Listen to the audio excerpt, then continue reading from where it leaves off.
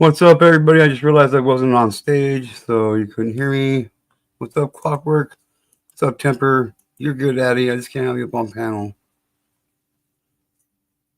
Besides on these ones, you know how it goes, I guess.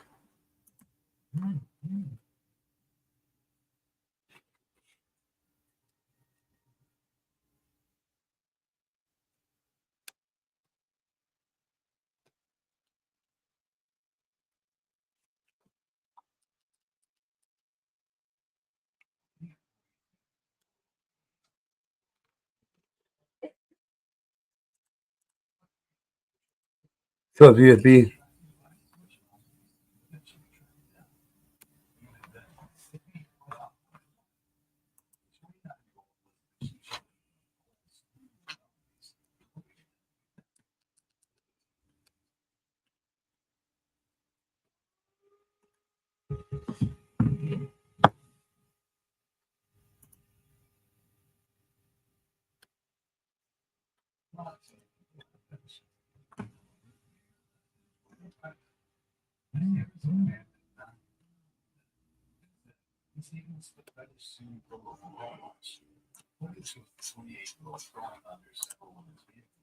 All right. Well, share screen.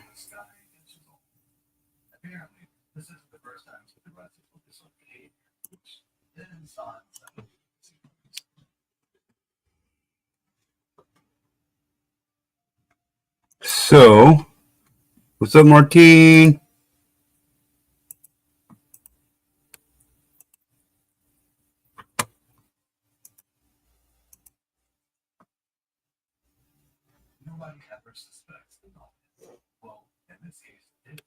I will do, sweetheart. I will do. My birthday's in 2 days. My birthday's in 2 days, just so you know. That's probably the last time I'll mention it. Let's see. Addie says hi, babe. Hi, babe. So this is the documentary we're going to try and watch here today. It's called Shattered Dreams, Sex Trafficking in America. Synopsis. Reports of sex trafficking continue to grow at alarming rates in all corners of the country, affecting American citizens in every race, gender, age, and socioeconomic class. Experts in law enforcement struggle to combat this underground criminal enterprise as it expands online. Yet traffickers perpetually evolve their attacks to lure, manipulate, and force a shocking number of young girls into selling their bodies to meet the high demand for commercial sex.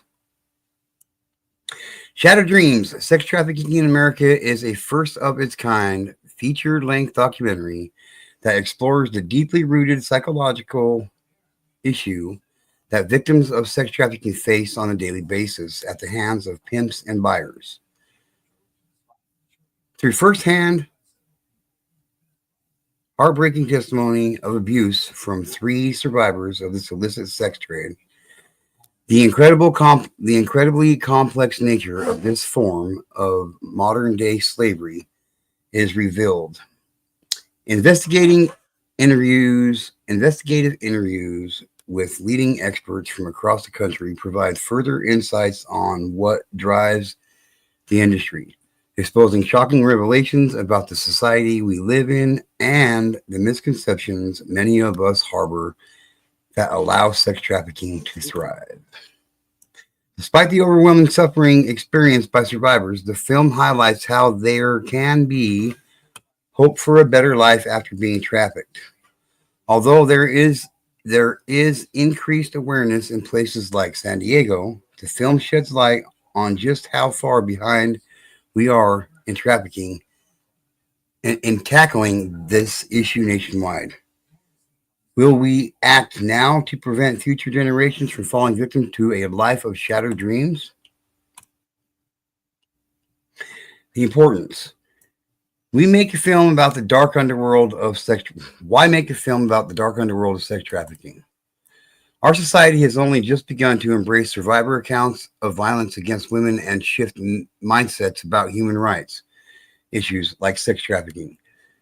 After plaguing humanity for countless years, the anti sex trafficking movement is just now gaining momentum, sparking more conversations now than ever before as we realize the shocking magnitude of this epidemic. The goal of producing our documentary, Shattered Dreams, was to shed light on the complex nature of sex trafficking in hopes of dispelling misconceptions that dominate our culture. What we have long considered to be the world's oldest profession is actually a disturbing crime happening in plain sight, perpetually stigmatizing and misunderstood. With the average age of recruitment between 12 and 17, our youth are getting targeted at alarming rates as traffickers lure them online easily through tools like social media. Experts estimate that hundreds of thousands of young girls are trafficked for sex every year in the U.S., with many succumbing to STDs, drug overdoses, PTSD, suicide, and even death. A growing number of personal stories of abuse continue to surface from survivors of sexual exploitation, revealing the devastating impacts of trauma and mental handcuffs that take hold of the victims. Yet, how can we curb this crisis without addressing the high demand for sex that is underlying the problem? Despite increased awareness in the last few years, surprisingly, very few resources exist to provide solutions, and cases remain largely underreported. Shadow Dreams gives survivors a voice by allowing viewers to hear firsthand how young girls become trafficked, with the hope that we can prevent future generations from falling victim to this horrific crime.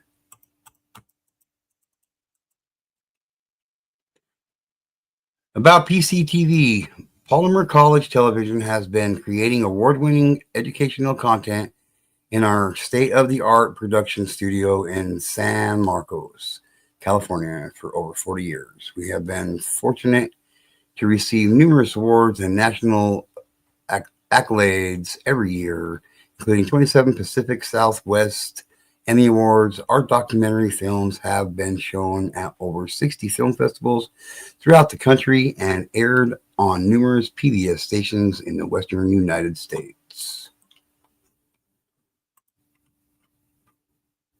The film.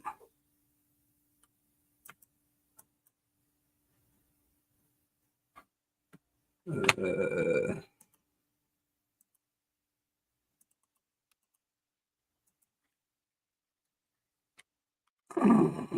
Let me go back here.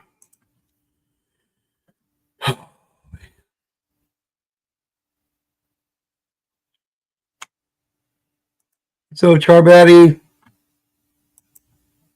thank you, Charbaddy.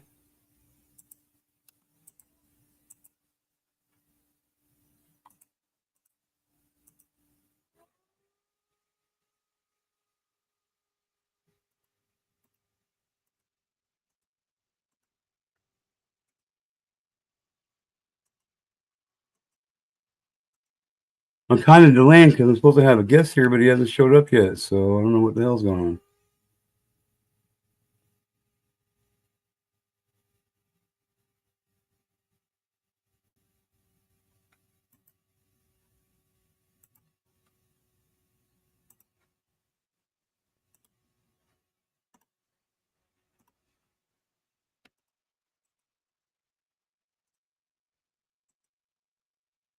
I know I can always count on you, Rex. You know what I mean?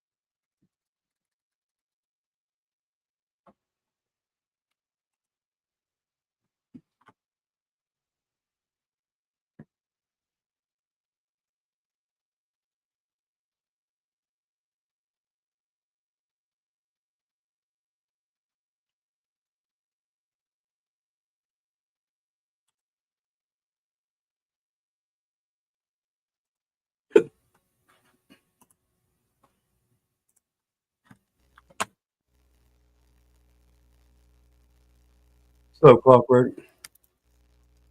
Hey man, how you feeling?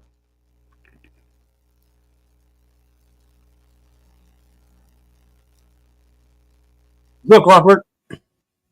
Oh wait, can you hear me now? Why can't I hear you? I don't know. Okay, now I can. What the fuck is that about, dude? I don't even know. I wasn't muted on my end. Can you still hear me? Get back to there again. Okay, fair enough. How you feeling, man? Slowly but surely, it's on the up and up. I took the Fair enough. wrap off yesterday. Now I got this cocksucker on here for Got the bionic arm. Yeah. the next fucking 6 months, dude. I'm not happy about it at all. It's a pain in the fucking ass. Well, can you punch through a brick wall now? No. Well, we'll work on that. Okay. Yeah, he doesn't even want me picking up anything with it for at least the next 2 months. And then he said he won't even clear me to go back to work for another 6 fucking months, dude. Jesus. I don't know what the fuck I don't know what the fuck I'm gonna do, dude. Like, I'm so stressed out about shit. But anyway, it is what it is, you know. It is what it is. Yeah, I'm sorry I haven't been around for a while. The weather up here has been fucking nuts. We've got thunderstorms again today. Yeah. So we'll see how long I last. But yeah, working and fucking standing out in the middle of the field, trying not to get struck by lightning. And yeah, so. You know, I wish the bills and all that shit went by that model right there, you know, one day at a time, you know. Yep. Oh, I got to pay my phone and the internet and power bill in the next 2 weeks. So yeah, it's like I in got one out the other. In one I got to half. pay my phone. I got to pay my phone bill, my washer and dryer, and the power bill again. All Yeah. within the next like all within the next like 3 days. Gee. Yeah. Like, I'm so fucked, but it is what it is, you know what I mean? So let's get going on this. I don't know where Foxtrot is, but he was supposed to be here. He gave me permission to he was the cameraman on this film. I talked to him yesterday. He just ran across my name out of the algorithm and shit yesterday, or my live stream yesterday. It came up and started chatting with me and shit. So, we're gonna watch this. I'm gonna speed it up a little bit so we don't have to take a full 55 minutes of our time to watch it. You know what I mean? Because we're all in hurries and shit. Because that's just how life goes. But I am gonna speed it up a little bit, and we will have an open panel discussion afterwards, as long as everybody wants to do that. If not, well then enjoy. I'm sure it's not going to be that enjoyable. But by all means, please do try it and enjoy. Learn a little something, everybody. This shit's real. It happens every fucking day. It's not a joke. Yeah, it's like we were talking about this last week or week before. People like to sweep it under, sweep it under the rug and pretend like it doesn't fucking happen. It fucking happens every single day, thousands of times a day. All right, I'll shut up. I'll shut up, and I won't request a song or anything until this is over. And I haven't watched this yet either. I haven't watched this yet either. So this will be my first time watching it. So okay, I kind of like to share those moments with you guys. You know what I mean? So fair enough. Here we go. All right. So maybe you can just give us a little bit of information about your childhood. Let's start with just a little bit of background on your family, kind of where you grew up, and just take us back to the beginning, essentially. There's 6 of us all together. I have 6 brothers and sisters. I'm the oldest of 6. This is me and my uncle Ismail. He is 15 years older than me, and he always tells me the story about how I pooped in his pants when I was a baby. And if you meet him, he'll tell you too. No, you can't bring him around. That's the first story. Tidy Boo Boo. You know why I call you Tidy Boo Boo, right? I got a brand new pair of khakis, and I laid you down on them. You pooped all over my khakis, man. I was going to be fresh. Yeah, I love my uncle. And this is me and my mom and dad. This picture is a reminder of two young people who didn't know what they was doing and didn't know where life was going to take them and made a lot of mistakes, but they didn't mean to. It reminds me I was made in love. They just didn't know what they were doing. You know, when I look at the pictures that's right here and thinking about what I wanted to be when I grow up, and I wanted to be an architect. That's what I wanted to be when I grew up, when I was a little kid. So she's obviously talking about being a survivor of trafficking. And this is like what, in the early mid 70s? These pictures look like they were taken from like the early to mid 70s. Oh yeah, that's like Polaroid and shit like that. Yeah, way back when. So this has been a problem for decades upon decades, everybody. Mm-hmm. Okay. I wanted to build a big house to put my whole family in. So we could have a TV family, kind of like the ones you see on the Cosby Show. And that's why I wanted to be an architect. So we could have a family where everybody gets along. I would have never thought life would have sent me on the trail that it sent me on, to be sitting here talking to you right now. Can y'all understand that if they're going that fast? No, yeah, she sounds fine. To me, anyway. Yeah. What about you guys in the chat? Can you understand her fine in the chat, or do you need me to slow it down a little bit?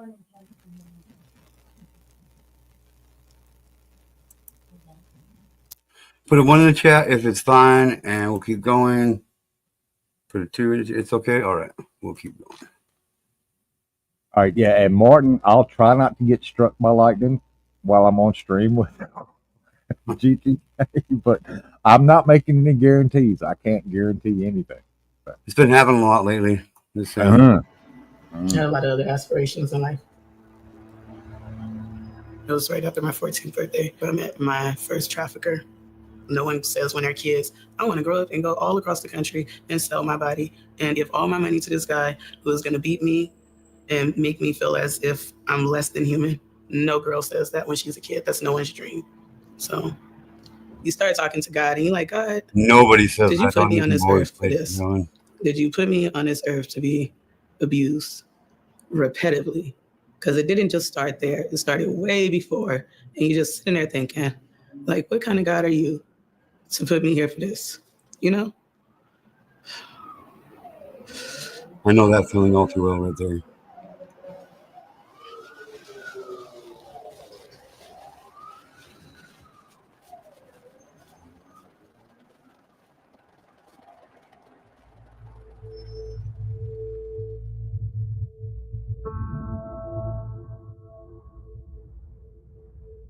There's all types of experiences.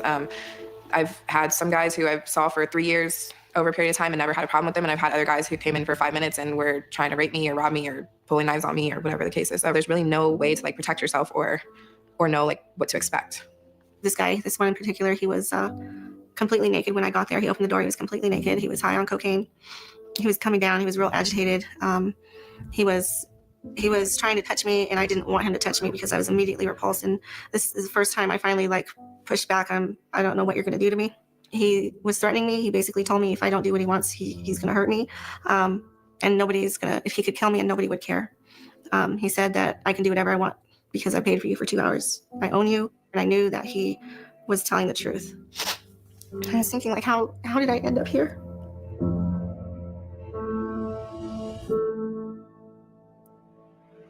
That's the question every one of them in the past.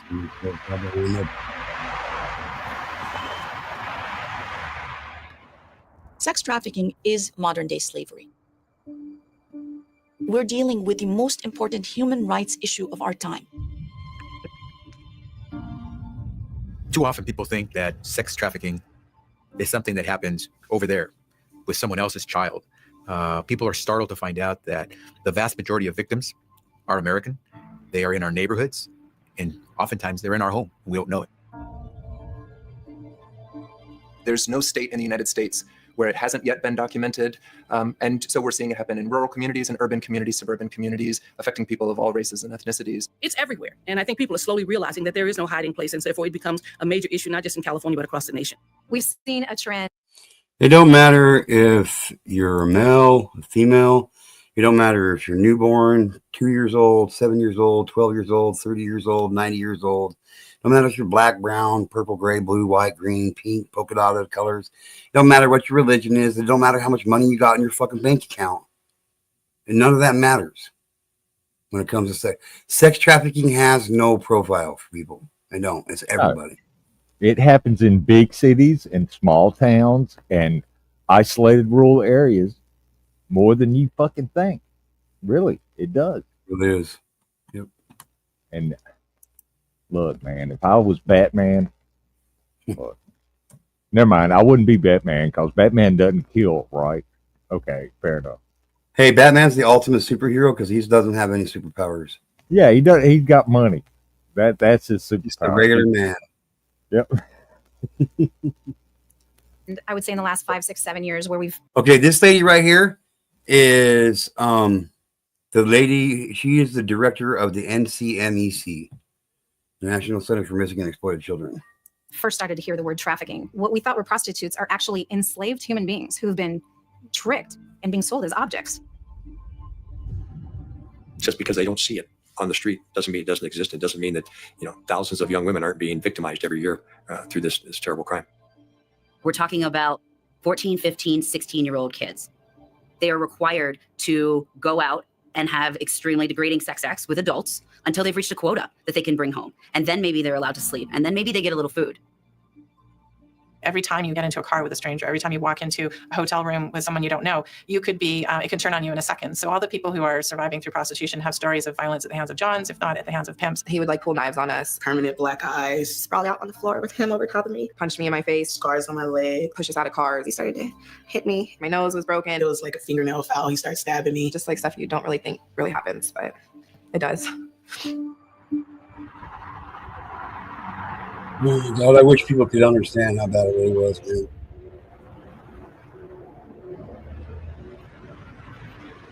Those of us who are watching the street level trafficking, who are watching the activity that is underground, who are watching the dark web, we see activity increasing.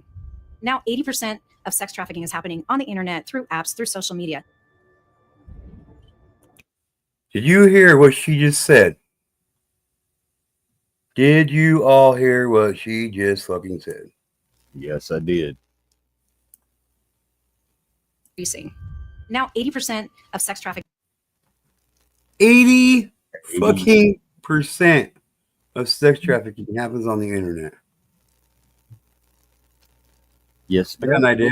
Why don't we just hand our kids their own phones and tablets and computers and say, go in your room and lock your door? Because that's what we do. Well, I mean, I don't go on Twitter or fucking TikTok or Instagram or any of that shit because it happens there all the fucking time. On Facebook, I got some anonymous, I guess you would call her prostitute, who tried to be my friend. I was like, yeah, I know where this is going. And she didn't look of age, but, I just denied it and fucking reported it and moved on. That's all I can really do. Yep. Is happening on the internet, through apps, through social media. It really happened in the late 2000s when we started doing everything online.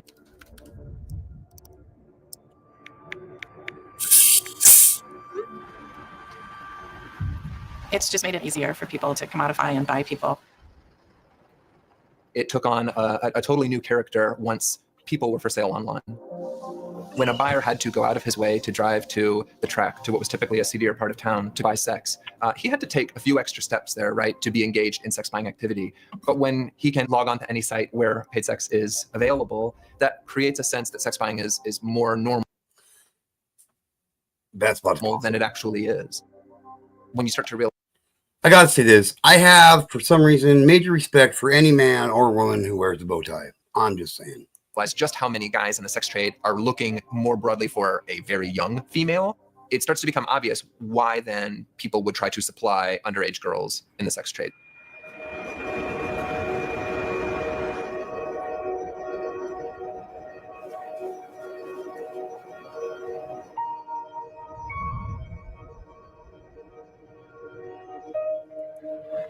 We're seeing evidence that traffickers and buyers are targeting teens. We've seen the use of technology, social networking apps, and apps on phones being used to target children, to learn about their vulnerabilities and use that information as part of the traffickers' recruitment strategy. No family and no kid is completely immune from this activity. Because of the reach of the social media, they're able to reach into the bedroom and actually seduce and deceive and manipulate even kids who don't come ready for this kind of exploitation.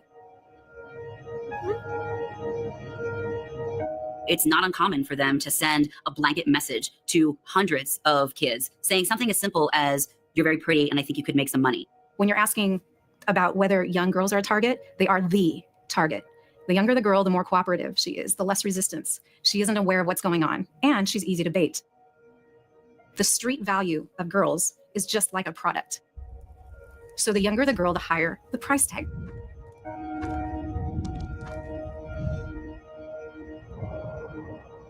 The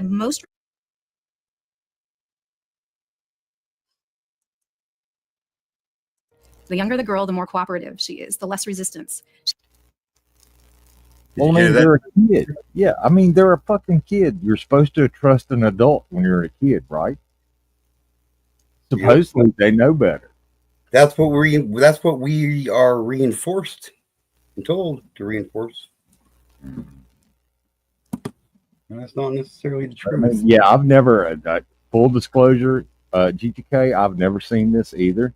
So this is just like smacking me in the face. So, yeah. Good. Well, it's doing its job. But yeah, I mean, she isn't aware of what's going on, and she's easy to bait. The street value of girls is just like a product. So the younger the girl, the higher the price tag.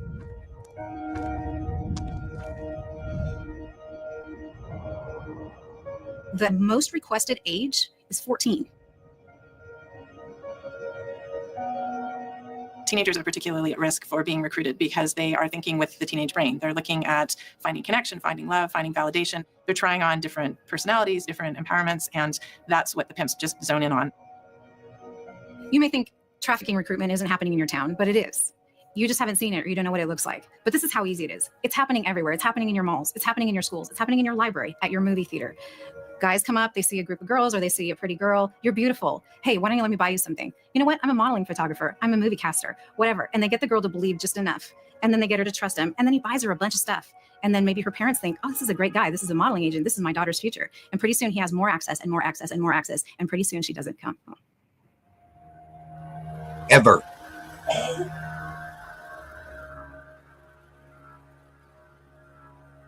The victims often have what we call multiple trauma, complex trauma, because they've already suffered trauma. They're basically ripe for this kind of exploitation because they've already been exploited. Their life has been tough. They've been thrown out of the house. Their parents don't act like they love them. They abuse them. They've witnessed domestic violence. They've been molested as small children. They've been sexualized so that their bodies don't feel already like they belong to them. So what the traffickers tell them is at least you can make money off of it.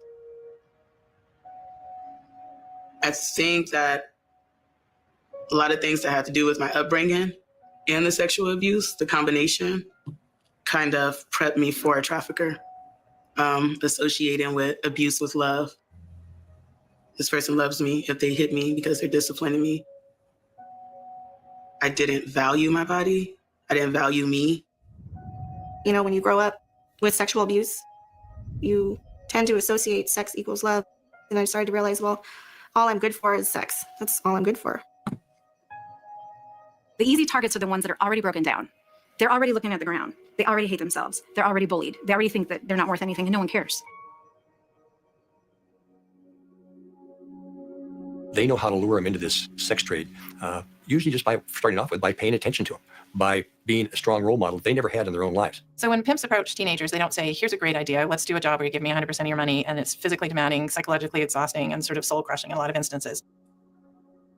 Instead, they say, let's go party. It's going to be fun. You're going to have all the power. And very quickly, the narrative changes.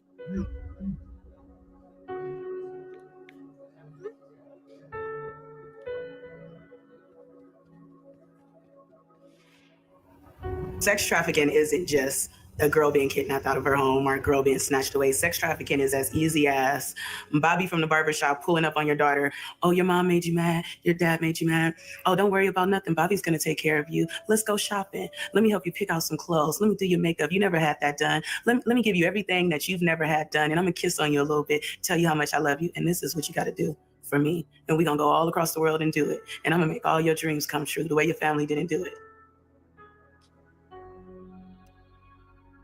It's a Romeo thing. Like it's coercion and it's fraud and it's you really feeling like you love this person. I remember that I liked him. I thought he was a cool dude. He was always appeared, to be looking out for my best interest. And, we kind of developed a relationship where he knew I needed money. And then he easily exploited that. So he was getting what he needed out of the deal. There was no real care for my well-being at all. They start out with a seasoning process where it's one instance where I need you to do this for me. And then when the child resists doing it again, it's not uncommon for the trafficker to say, I know where I got you. I will go back and I will kill your family. I will beat up your family. In other instances, they've taken images of child pornography of that victim. And they say, if you run away from me, I'm going to send these to your family, to the other people in your school, to your community, so that they think negatively of you. It was confusing for me because I agreed to do so many things out of fear that I normally wouldn't do. And so I just started feeling really weak and like really stupid. And so, I just really lost like my self-identity. I already didn't have a self-identity enough. And so once he came into the picture, I just completely like didn't know who I was. So I was conditioned to think that this was normal. First name whore, middle name whore, last name whore. And that's what I embodied. We see a lot of similarities between domestic violence victims and sex trafficking victims. And this is because the mentality is actually very similar. And that is that there's this one person in a girl's life who is her provider, her companion, maybe the only person she sees that isn't a client. And he does everything for her. So who would she be without him? Where would she go? And one of the things that traffickers do is they disconnect this girl from every support system and everyone in her life. And within a short time, we find that girls will literally do anything for her pimp because he's the only thing that she has. Absolutely right.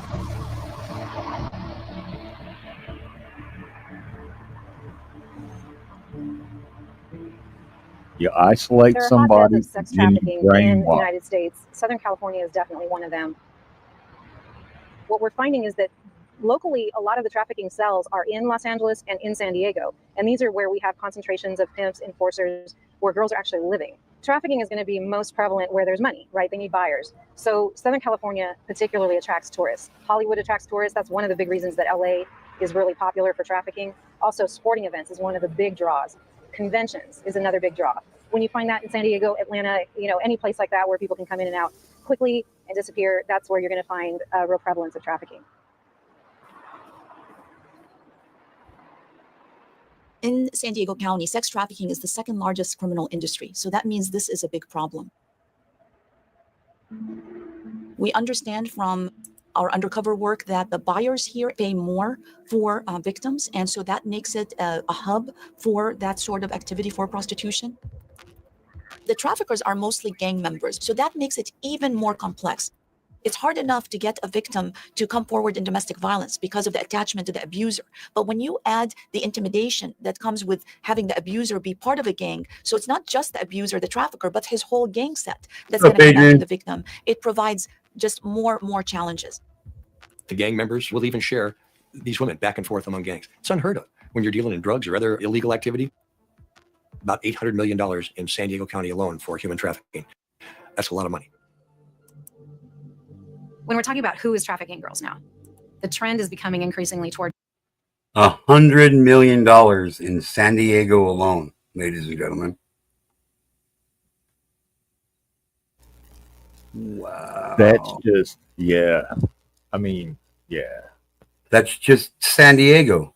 Yeah, that's just that one city. That's not LA, that's San Diego. $100 million a year. That's not Seattle. That's San Diego. Yeah. Yeah. Not New York. That's San Diego. And this was in 2020. This was in 2019 when this documentary was done. Yeah. So that was what, 6 years ago? Yeah. 7 years ago. Yeah. Something like that. But yeah, Temper. Yeah, we are. And I don't care. We've been watched anyway by everything. The FBI sees all, knows all. Yeah. So yeah. They definitely watch this channel pretty fucking hard. I'm telling you right now. Yeah. Well, I mean, you know, PPR, the job he used to have, I couldn't fucking do it. Nope, I'd be breaking shit left and right. Yeah. But anyway. Gangs and organized crime. However, we're also seeing opportunistic pimps. And at the foundation of it is money. Humans are a renewable resource in that if I sell you drugs, I have to give you the drugs and you take off with them. But if I give you a girl, I get her right back, just the same as I gave her to you. I haven't lost anything. We were finding that on average, they were telling us they're making somewhere in the range of $120,000 per victim. And on average, we're controlling between 4 and 5 victims in a year. So, you know, $120,000 per victim, 4 or 5 victims a year. That's only $500,000 per pimp, you know? Well, I mean, that's the whole fucked up mentality of the whole thing. We can talk about it after. They treat people like they're objects. They're commodities to be traded. Yep. You know, this person is worth X amount of dollars in my pocket. Yeah. Yep. Upwards of $600,000 a year. It's a very lucrative business. Yep. The money didn't go to me. It didn't help me pay for school. It didn't help my kids. It didn't help me pay my rent. Like, I didn't even have a house to live in. It went to my pimp. It went to his drugs. It went to his fancy shoes. It went to his Gucci clothes. And it went to his rims and his system and his car and his rap career. They were pimps. They made money off of women. They surrounded themselves by women. They talked to women. Their get up from the time they woke up to the time they went to sleep was, how can I get more women? How can I make more money off of women? You usually hear of women having to go through 10 to 15 people a night, and this is mainly to make a quota that they're being forced to make. My initial quota started at $1,000, so $1,000 a day. Once I was able to easily make that, it would go up. Sometimes if you didn't make your quota for the day, you'll be out all day and all night trying to get it until you did get it. Sometimes there'll be consequences. It was like a constant chase of money. Like, you got to chase it from place to place. So what's happening is Tipper, Martine, take care of that. Are nationwide. So most of the cells that are trafficking girls effectively have satellites in every major city. So the girls are very easily moved around. Why or how often? We don't need pieces of shit like that. How much money are they making? Is it enough? Could they make more in another city? It frequently will only be the price of a plane ticket to fly this victim to Las Vegas, New York, Chicago for some major event that draws a lot of men who are away from their families frequently and looking for prostitutes.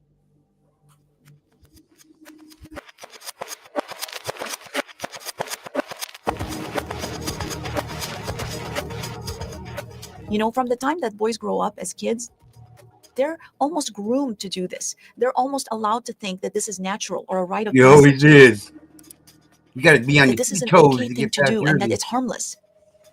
So they convince themselves that it's harmless.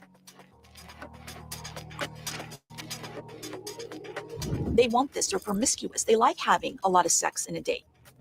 They basically leave reality in order to make themselves feel better about what they're doing. What we call that is that the normalization construct. And when guys subscribe to that belief system, that the women and girls enjoy it, and that it's just totally normal for guys to do it, that belief system is the single strongest predictor of their likelihood of buying sex now and in the future. It's sometimes referred to as the pretty woman effect. That movie appeared to show that she was a willing participant, that she was happy with her decision. This is not Pretty Woman. The fantasy that you allowed me to build for you was all bullshit. It didn't count. I didn't even remember your name. I don't remember what you look like. You play different roles for the buyer to where they think in their head, she likes it, she's getting money for it, I'm going to give her money for it. We're all satisfied. I didn't enjoy any of it. I didn't care for any of them. And I was repulsed. I remember the first time throwing up afterwards. We know then that belief among buyers is mythology. The question, I think, is whether or not they are creating that belief system to justify what they know to be wrong behavior, or whether or not they just tell themselves that over and over and over again as a way to cover up the reality of what they're actually seeing.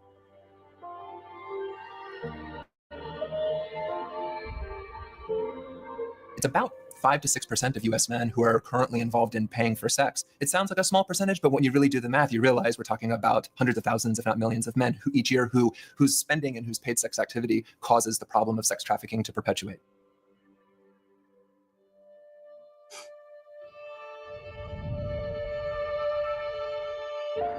Well, when you talk to buyers, they know it's illegal. They know what they're doing might get them in trouble.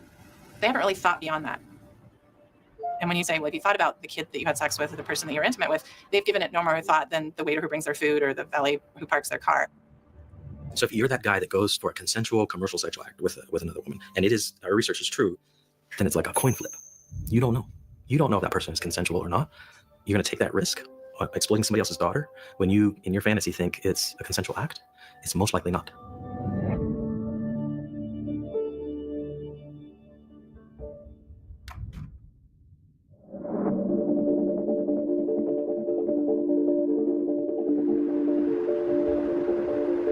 Men that would never dream of driving down a boulevard and stopping their car and trying to cut a deal with a prostitute on the street. Now in the security and the anonymity of their office, maybe, on their computer, on their phone, will make a date. There is no typical John, if you want to call it that. I call my talks the guy next door because it was every profession, it was every income level, it was whoever on the way home from work thought, I could go through drive-thru and get a milkshake, or I could stop over on that street and get a blowjob. Almost every girl that I've represented has told me that they had customers who were law enforcement officials, who were school teachers, who were city officials, judges, attorneys, and even politicians. Well, they definitely are all walks of life. I mean, I've seen guys that were 18 and brand new to the military, and I've seen guys that are 80 and married for 30 years and successful businessmen. Married. Most of them married.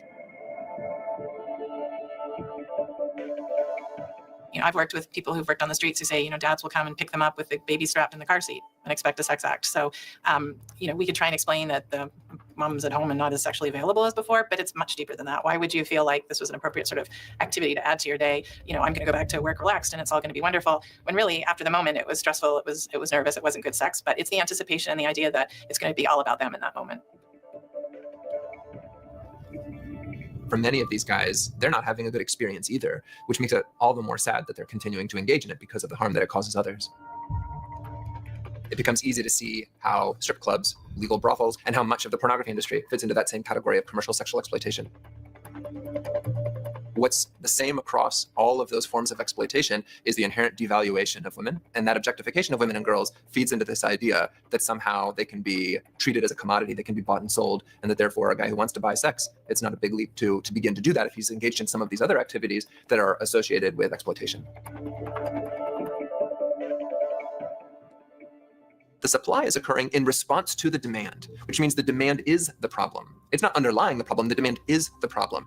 Very few of the men who say they've bought sex in their lifetime have only done it once.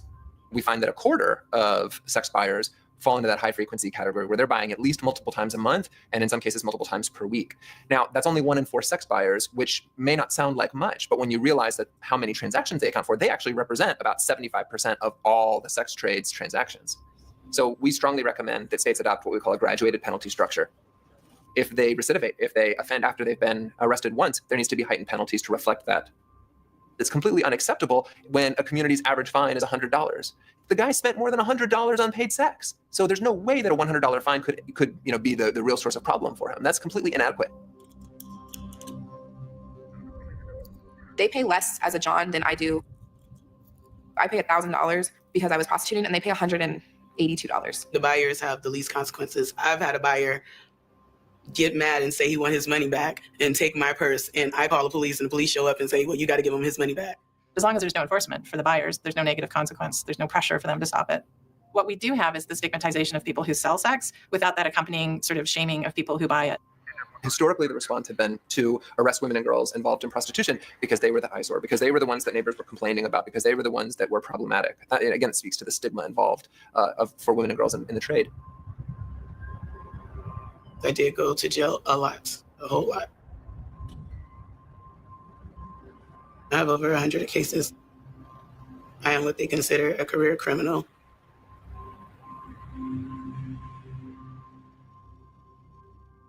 So now I'm documented as a prostitute. And so every time they even run my name, they're automatically looking at this. And it just became easier and easier for them to have a reason to throw me in jail. There was nobody offering services, nobody asking, are you all right? It was definitely criminal mentality. But I am thankful that nowadays it's shifted a little bit to services offered versus just throwing people in jail and not understanding where they're coming from. San Diego really led in this area of shifting the lens of law enforcement, shifting the lens of community, so that these kids are not viewed as prostitutes. We created protocols where it was a victim-centered approach. Every person encountered in prostitution is first looked at as a potential victim rather than a potential suspect. That mindset changed, and then we changed the laws to match our mindset. There have been a lot of awareness efforts that are pushing to change the concept of these girls from being criminals to actually being victims. So over the last couple of years, primarily, more than half the states in the country have adopted safe harbor laws, which are these laws that say they're victims, they aren't criminals, you can't charge them with something they were forced to do. But we have a long road ahead of us as far as trickling down to everyone, because the girls on the street are still being treated badly in many areas. One of the big challenges we have is these women don't see themselves as victims. And it might take 1, 2, 3, 4, 10 times before they finally realize they're the victim of the crime here. And it's almost like you have to deprogram them. I wasn't chained to a bed, and I wasn't forcibly, like physically forced to stay anywhere. Granted, sometimes I was, but for the most part, my chains were like in my mind. So how do you get out and try to explain that to people? Like, how do I get out and try to explain to people, like, I'm not handcuffed, but my mind is handcuffed? Like, for me, like, that sounds crazy to me when I say it out loud. And so to try to explain that to my family and try to explain that to myself and understand myself got so stressful that I didn't want to deal with it. He told me, nobody wants you. Nobody cares about you. Nobody loves you. Look what I do for you. I take care of you. I make sure you eat. I check on you. I bail you out of jail. Sometimes, depending on how bad I hurt you, I take you to the doctor when you need to go. I am your everything. And you believe that this person is your everything. And you feel obligated to this person. You feel like you can't leave them. You feel like you can't go nowhere else. There's nowhere else to turn. It's mental handcuffs that this person has on you. Society doesn't care about you. Nobody gives a fuck about you. You're just a whore. That's all you're good for. And your brain thinks that. You think that even if I try to leave, where am I going to go? What am I going to do? Who's going to hire me with a record a mile long? What man is ever going to want to be with a woman that's been with a million other men and they could still see the sins that's all over her body? Who is going to want me in the end? You feel that. You feel like this is the only person that wants you.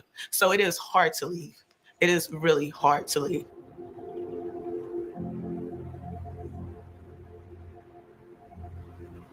It's so easy to use our preconceived notions about what it means to be a person involved in prostitution and to just ignore the problem that way.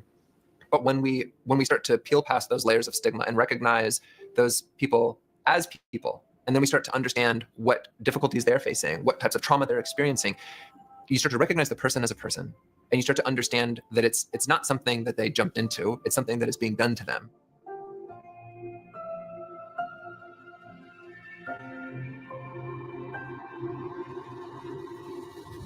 They often say, prostitution is the oldest profession. I don't think it was a profession. I think it's the oldest abuse of individuals. But still, it's been around forever. And we still have not changed our perception of it very much. These girls are hidden in plain sight. And it seems as if, no one seems to see them. They walk by them, they belittle them, and they've been forgotten by society. To be forgotten and to be not thought about anymore is probably the worst punishment ever. Just to know that, somebody's daughter feels like she can't go home because she's been on the streets and this is what the pimp told her. There's still girls out there that's roaming around looking for a family, trying to gain acceptance. And this is where they see acceptance. This is where they seek refuge because the rest of society has forgotten about them. I think what people from the outside look in to see like this black and white issue of, well, you're being treated bad, so you should go. There's a lot more to it. There's financial struggles, there's legal struggles, there's gap in job history, there's lack of education, there's people that have been abused previously, there's people that have kids that are single moms that don't know how to survive without using their body. There's all of these factors that go into this that really impacts somebody trying to exit and move forward. The truth is that you can tell a girl all day long, you're better than this, you need to get out of the life. But unless you're willing to provide for all the needs that her pimp is providing for her, there's no chance that she can really do it. She needs a place to stay. She needs food. She needs a source of income. She needs mental health. She needs medical care. She needs all these things. And if you're not ready to give it to her and have access to those resources, you can forget the fact that she's going to go with you. We have to understand how difficult this change is and that it's not immediate and that they're going to backslide in terms of not being able to comply with all of these straight normal rules. So we have to have the patience to understand that it takes 6 or 7 times to exit before they've got the strength and the belief that they're worthy. So you have to keep working with these people because it takes a lot for us to build up trust. So many people we've trusted in have broken it and broken us that we don't know who to trust. The recidivism rate is so high. The majority of women, they go back 4 to 16 times before making it out, if they make it out. we see the highest rate of suicide is not our returning military, it's our sex trafficking victims. The highest rate of overdoses from drugs, the most horrific physical abuse and diseases are to our sex trafficking victims. It's estimated that within 7 years, if we can't recover a victim and help her escape, that she's very likely gonna be at the medical examiners.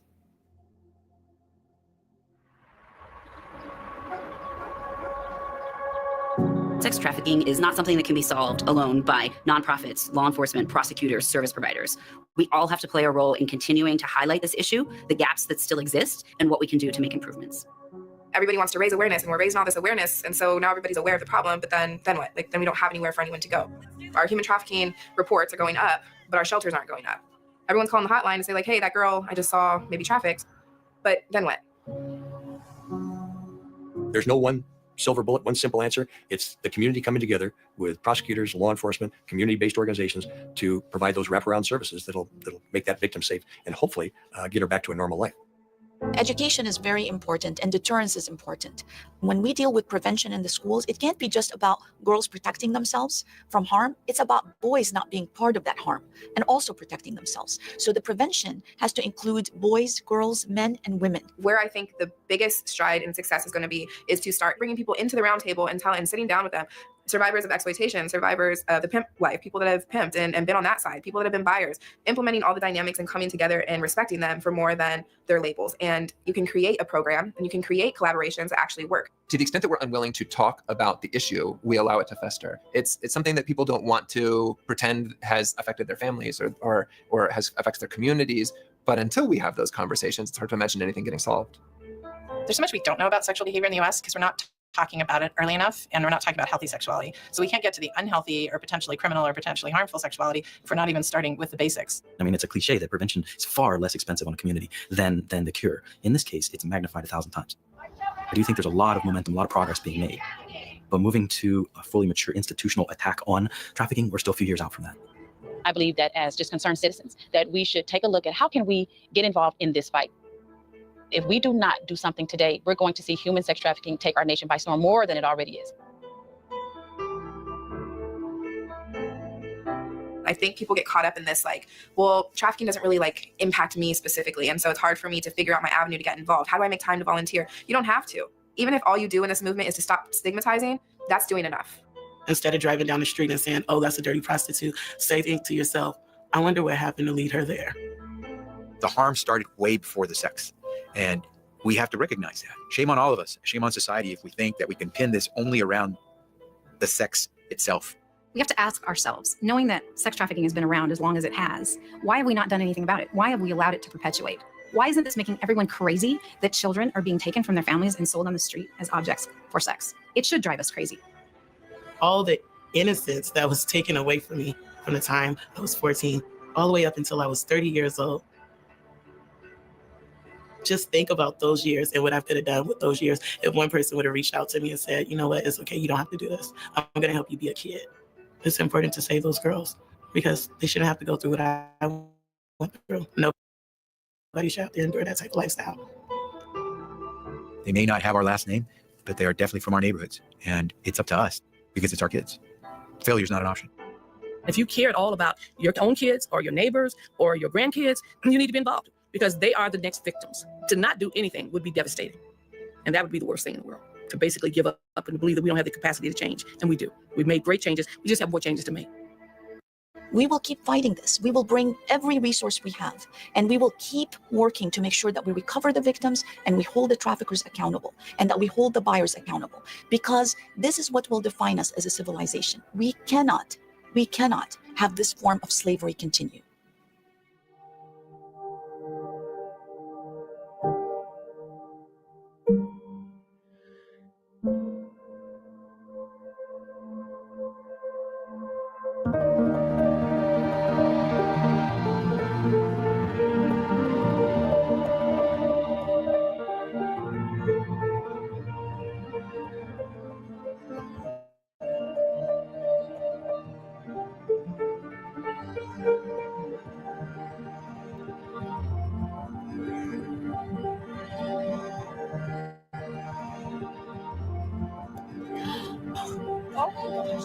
Look at this.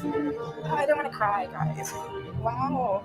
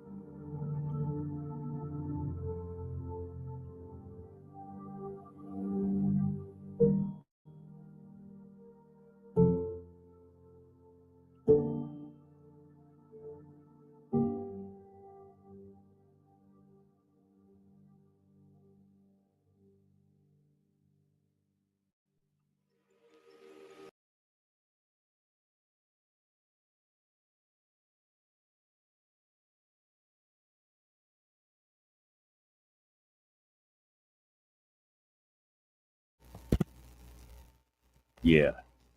I had to blow my nose and sneeze and cough, and yeah, so there's that. Fucking heartbreaking. If I had a heart, it got broken to dust a long time. But yeah, I had never seen that before. That's the real shit. I mean, I've been abused, but I haven't been trafficked, and that's a whole different. Yeah. So,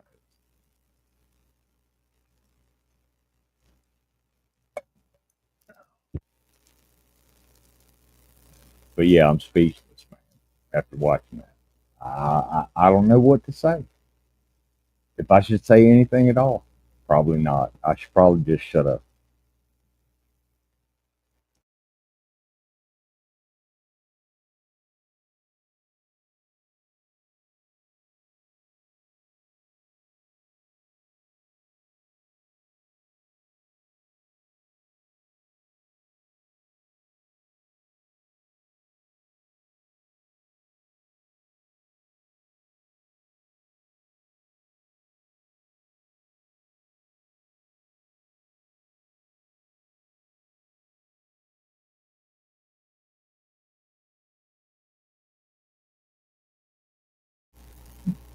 Wait, am I muted or are you muted? I was muted. Okay. Okay. Fair Remember, enough. folks, I'm just saying I'm gonna get out of here. I don't know what to say. Like I'm at a loss for words.